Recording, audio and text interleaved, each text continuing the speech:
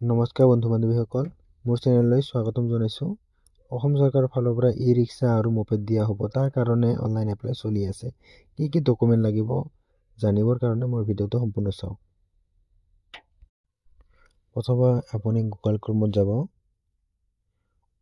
Google ক্ৰমত গৈ পেলাই ইয়াতে চাৰ্চ কৰিব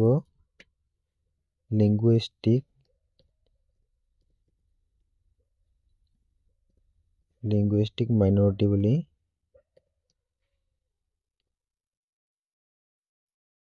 লিংগুইষ্টিক মাইনৰিটি .in বুলি চাৰ্চ কৰিব। চাৰ্চ কৰাৰ পিছতে আপোনাৰ গাইডলাইন ফৰ এপ্লিকেণ্ট চাই ল'ব। এপ্লিকেণ্ট শুড বি 25 বছৰৰ পৰা 50 বছৰৰ ভিতৰত হ'ব লাগিব। য'ত আপোনাৰ ই-ৰিক্সা আপুনি কোনো ধৰণৰ পইচা দিব নালাগে। ইয়াতে অসম চৰকাৰৰ পৰা আপোনাৰ এইটো ফ্ৰী দিয়া হৈ আছে।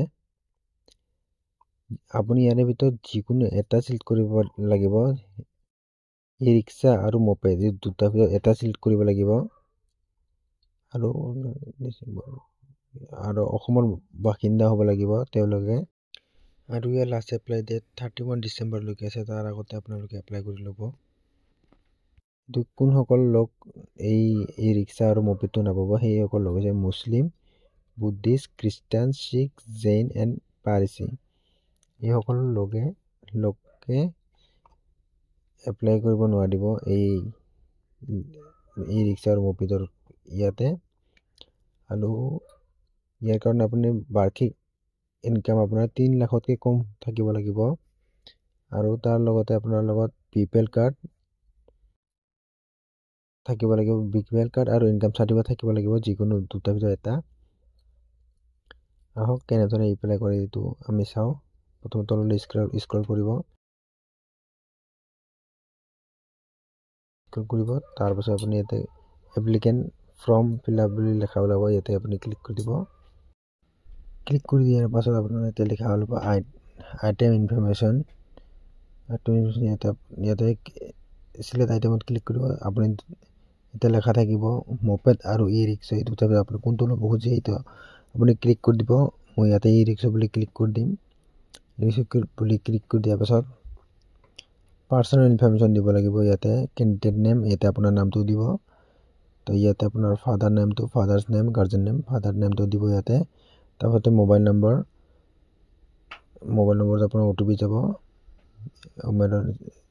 তাৰপিছত OTP নাযায়, SMS বুলি চেণ্ড হৈ যাব।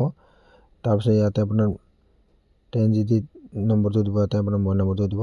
তাৰপিছত আপুনি ইয়াতে চিলেক্ট জেণ্ডাৰ ছেক্স আপুনি চিলেক্ট কৰিব কোনটো হয়, আপুনি মেল ফিমেল আদাৰ্ছ যোনটো আপুনি চিলেক্ট কৰিব। তাৰপিছত ইয়াতে আপোনাৰ ভিলেজ টাউন ক'ৰ পৰা হয় আপুনি দিব। তাৰপিছত পোষ্ট অফিচ নেমটো দি দিব আপুনি। তাৰপিছত ইয়াতে পুলিচ ষ্টেচন লেখা আছে, পুলিচ ষ্টেচনৰ নামটো দি দিব। চিলেক্ট ষ্টেটটো আপুনি দি দিব। ইয়াতে দিয়াৰ পাছত আপোনালোকে ডিষ্ট্ৰিক্ট আপুনি দি দিব, কোনটো ক'ৰ হয় ডিষ্ট্ৰিক্ট আপুনি। দিয়াৰ পাছত আপোনালোকে ইয়াতে পষ্টেল পিন দি দিব। পষ্টেল পিন দিয়াৰ পিছত ডেট অফ বাৰ্থটো আপুনি দি দিব। ডেট অফ বাৰ্থ দিয়াৰ পাছত আপুনি ইয়াতে আধাৰ কাৰ্ড লেখা থাকিব, আধাৰ কাৰ্ডৰ নম্বৰটো ইয়াতে দি দিব। দিয়াৰ পাছত কোৱালিফিকেশ্যন ইনফৰমেশ্যনটো দি দিব আপুনি।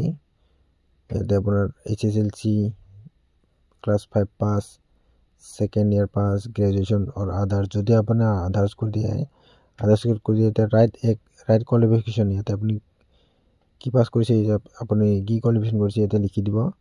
মই ইয়াতে HSLC কৰি দিম। কৰি দিয়াৰ পাছত আপুনি চাব ইয়াতে 4 নম্বৰত আদাৰ্ছ ইনফৰমেশ্যন, ইয়াতে হিন্দুজিয়াম লেখা থাকিব। Do not apply if from ৰিজনাৰ্ছ মাইনৰিটিজ। কোনবিলাক ইয়াতে এপ্লাই কৰিব নোৱাৰিব, Muslim, Buddhist, Christian, Sikh, Jain and Parsi. এইসকল লোকে ইয়াতে এপ্লাই কৰিব নোৱাৰিব। চিলেক্ট কমিউনিটি এইটো আপুনি চিলেক্ট কৰি ল'ব। বেংগলী, হিন্দী, আদাৰ্ছ চিলেক্ট কৰি ল'ব। তাৰপাছত আপোনালোকে ইয়াতে চাব এজ কেলকুলেট, এতিয়া আপোনাৰ ডেট অফ বাৰ্থ দিয়াৰ পিছত অট'মেটিকলি কেলকুলেট কৰি ল'ব। তাৰপিছতে আপুনি family annual income in rupees, ইয়াতে বাৰ্ষিক কিমানকৈ আপুনি ইনকাম কৰে এইটো দি দিব ইয়াতে। তাৰপিছত আপোনালোকে চাব ইয়াতে 5 নম্বৰত আছে ডকুমেণ্ট আপলোডত আপোনালোকে আধাৰ কাৰ্ড PDF মেক্সিমাম 500 KB ভিতৰত ইয়াতে আপলোড কৰি দিব। তাৰপিছত ভোটাৰ ID আৰু পান কাৰ্ড, ইয়াতে পৰা ভোটাৰ ID বা পান কাৰ্ড দুটা এটা আপলোড কৰি দিব PDF ফাইলত 500 KB ভিতৰত হ'ব লাগিব।